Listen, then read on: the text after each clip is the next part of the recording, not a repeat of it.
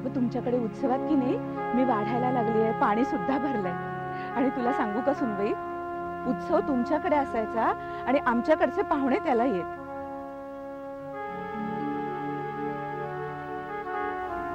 गावात एक घर खाली जातं आणि दुसरं वर येतं.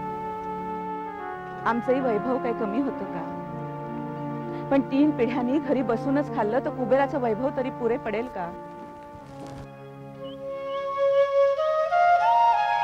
इथेच ना पलीकडे लहानपणी आम्ही खूप खेळायचो, पतंग वगैरे उडवायचो.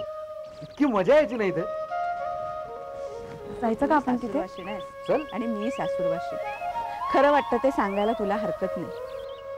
आमच्या पुरुषांना जिद्दच नव्हती आणि या सगळ्याला जे अधिष्ठान लागतं ना ते आमच्या घरातच नव्हतं. देवाच्या वर पैसा वाटू लागला ना की संपलं. आमचा देव राम. आमच्या घरातल्या पुरुषांना मी किती वेळा म्हणायची की त्यांच्या नरहरी सारखा आपण देखील मोठा उत्सव करू. अगं पण यांना उधळपट्टी वाटे ती. मी सांगते पुरुषांना काही कळत नाही.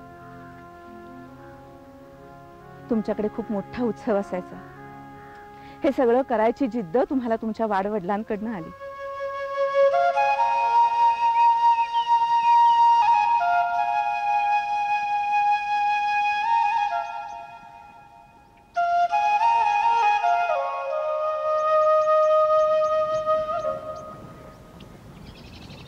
इथून साधारण 1 मैलावर नदीचं पाणी उन्हाळ्यात असं डोहाडोहातून तुंबून राहतं. ते पाणी आणि ही नदी एकच आहे. मला किती उशिरा कळलं होतं.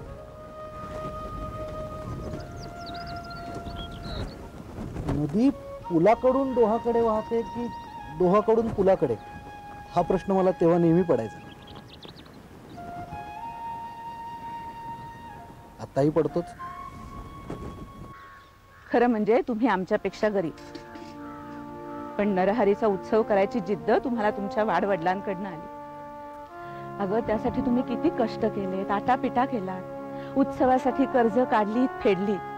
त्यामुळे तुमच्या पुरुषांना पिढी जात कष्टाची सवय लागली. त्यातून उत्सव सुरू झाले आणि मग निरनिराळे उद्योगही सुरू झाले. त्यातनं पैसा मिळाला.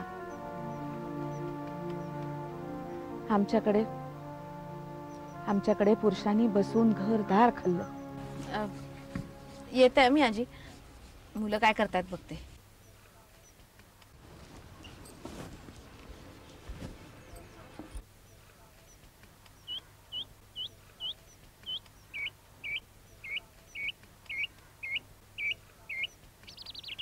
किती छान वाटतं इथे. मी इथली असते तर दरवर्षी इथे आले असते.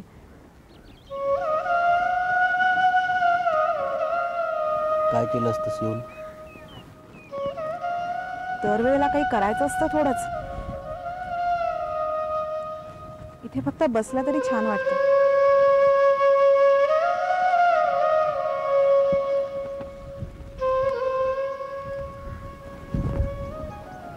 तुझा देवावर भाव आहे?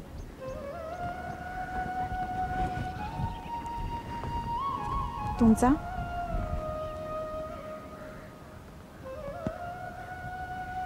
मला कसलीच श्रद्धा नाही.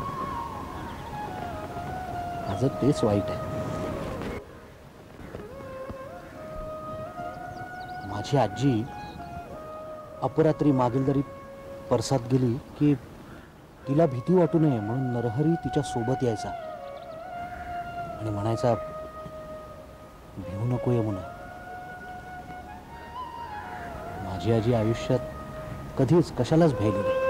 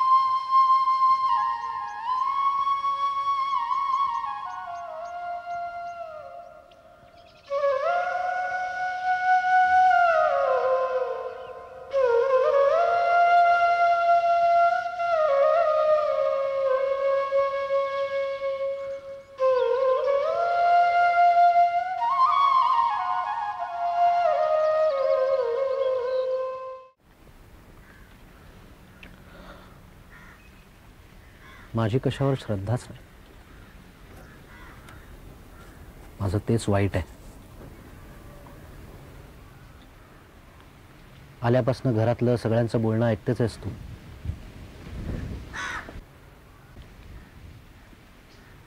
रामू गरीब आहे, त्याला पैशाचं वाटणारच. नरू पैसा पैसा करतो असं म्हणतात सगळे.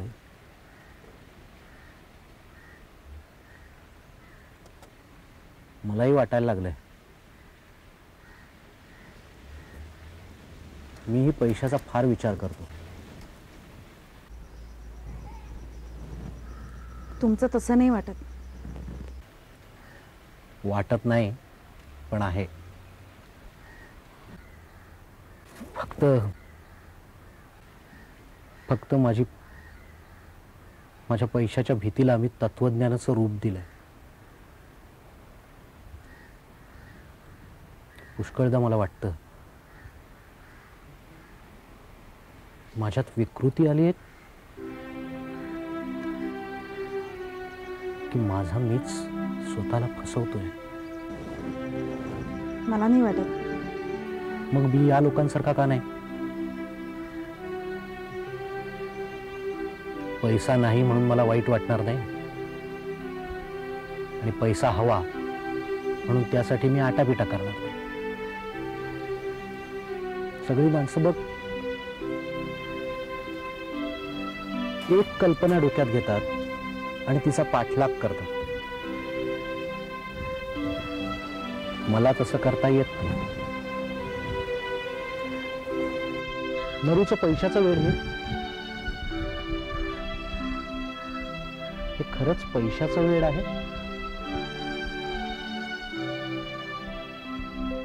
मानसिक रोग झालेली पुष्कळ माणसं खूप खात असतात आणि लठ्ठ होतात, पण म्हणून खरंच त्यांना भूक आहे असं म्हणता येईल? नरूचं पैशाचं वेळ हे त्याच्या मानसिक असमाधानात आहे. आबाचं कुटुंबाच्या इतिहासाचं वेळ घे. आबाचं कचेरीतलं आयुष्य इतकं कोंडलेलं आहे, त्यांनी त्यातनं काढलेला हा एक मार्ग आहे.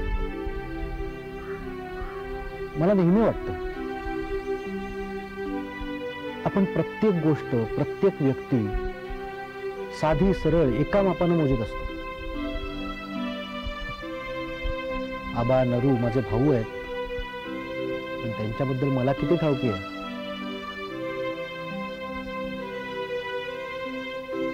माणसाचं वागणं आपण समजतो त्यापेक्षा खूप खोलवर रुतलेलं असतं. विविध तऱ्हांनी, विविध रंगांनी नटलेलं असतं, रंगलेलं असतं. या सर्वातून त्याच्याकडे पाहता आलं पाहिजे, आणि त्यासाठी प्रथम त्या माणसाच्या दृष्टीतून मी त्याच्याकडे पाहण्याचा प्रयत्न करतो. आणि मग मला कुणाचंच चुकलेलं वाटत नाही, आणि माझं म्हणणं दुसऱ्यावर लादणं माझ्या हातून होत नाही.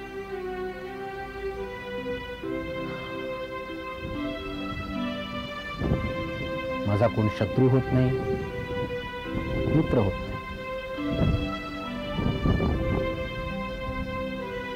माझी अवस्था फार वाईट आहे. झेंडे घेऊन एका तत्वावर जग उभारणाऱ्यांची माणसं पटत नाही.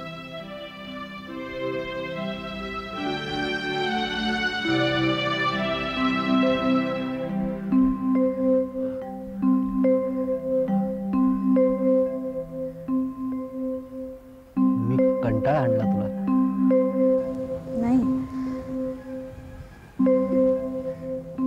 तुम्ही फार निराळे आहात. तुमची एका बाजूने भीती वाटते, तर एका बाजूने तुमची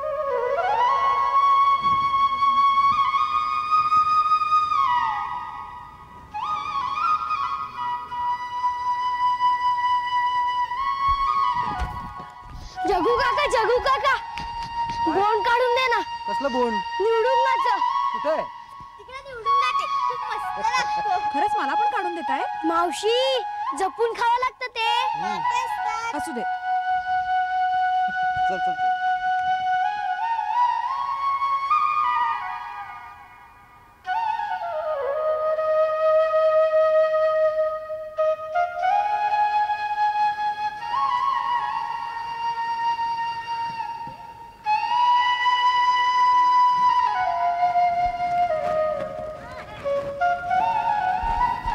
किती सुंदर आहे इथे. लग्न झाल्यावर पहिल्यांदा इथे आले ना, तेव्हाच माझं या परिसरावर प्रेम बसलं. इथे आल्यावर इकडे फिरायला येण्यासाठी नेहमी मी यांना घराबाहेर काढायचे. मला कोणी या गावात जन्मभर संसार थाटायला सांगितलं असतं ना, तरी मी तो खुशीनं केला असता. या घरातल्या नरसिंहासारख्या उग्र दैवतानेही मला मोह घातला.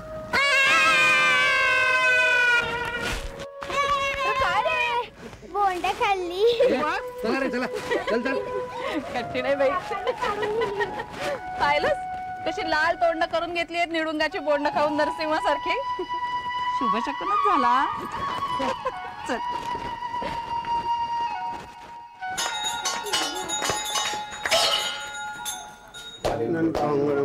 चरण डोळ्यान पाहिन रूप तुझे. माता पिता त्वमेव त्वमेव बंधू सखा त्वमेव त्वमेव देव देव.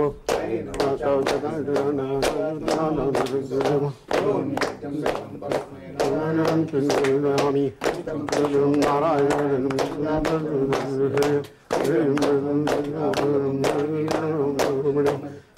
हरे राम राम राम हरे हरे हरे कृष्ण कृष्ण कृष्ण हरे हरे राम राम राम राम हरे हरे हरे कृष्ण कृष्ण हरे हरे. महाराज की जय.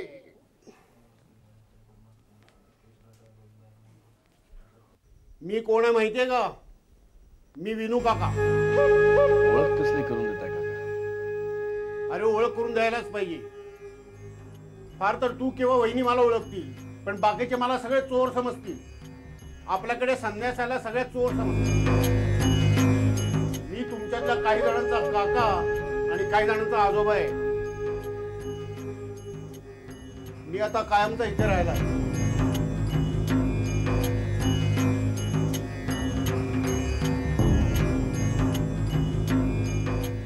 घर तुमचंच आहे. घरचं बघायला तरी कोण आहे? कोण असो किंवा नसो, मी आता मरेपर्यंत इथेच राहायला आलो.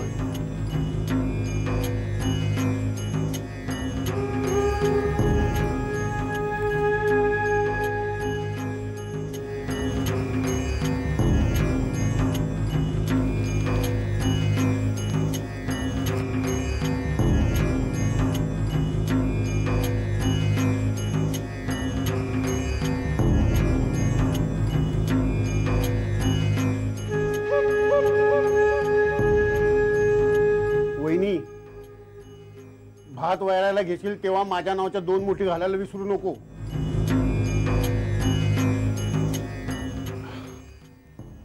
काका कुठून आलात आत्ता तुम्ही? मलाही असलं काय विचारलेलं आवडत नाही. मासनात न आला असून मी. जा.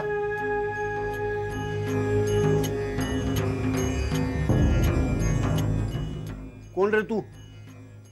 जगू ना. ये इकडे ये. इकडे ये.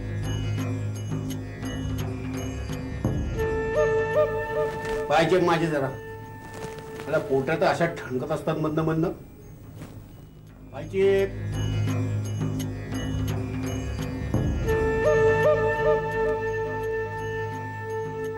हळू हळू. अरे हळू. भाऊजी, मागच्या सारखंच वागायचं असेल ना, तर तुम्ही तरी इथून निघून जा, नाही तर मी तरी जाते. किती जुलूम सहन करायचा माणसानं.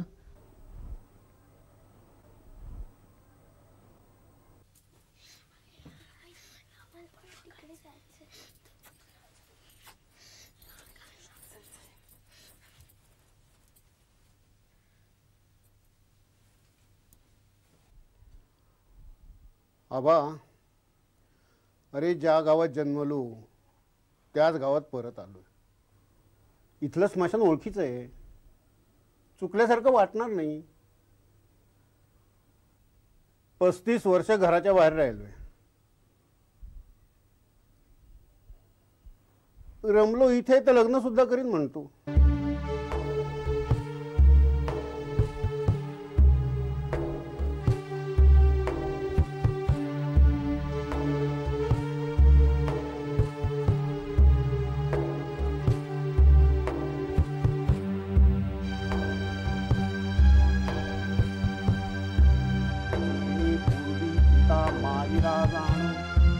त्याचे नाम दुर्मर्षण तो जिताची धरुणी जाण आपला करुणी सोडला. देशोदेशीचे प्रजानन धावती कारभार घेऊन उत्तम मुहूर्त पाहून सिंहासनारूढ जाहला. माता उमा बंधू सुचिरव्रत त्या समवेत राज्य करीत 10 सहस्र वर्षेपर्यंत यशवंत राज्य केले. मृत्तिका देहो निहस्तगी लावण्यवती चाली मुखी म्हणे वाहन मुकतो शोक झाला यथार्थ. माझा एकुलता एक बाळ चित्रांग ऐसा काका त्याचे न त्याचा दोष सकट. काका तुमचं इथे राहण्याचं नक्की ठरलंय? अगदी नक्की. मग वाटण्या करा. आधी या घराच्या वाटण्या करा. काय म्हणालाच?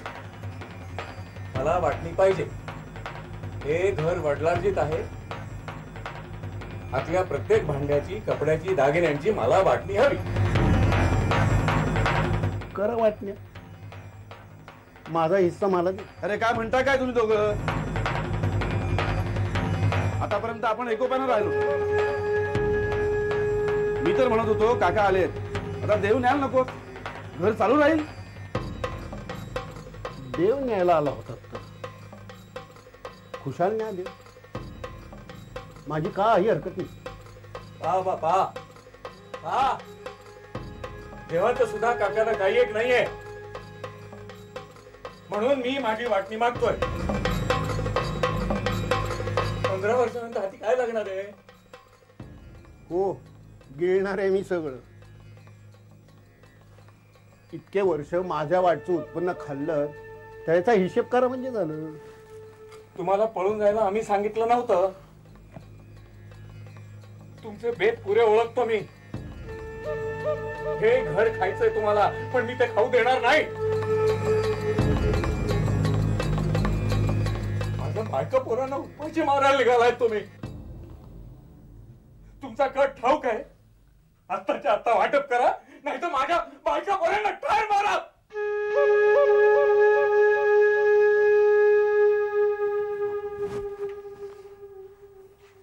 वहिनी, गोरी आहे गावात का मेली? आहे जिवंत अजून. जरा गावात जाऊन येतो.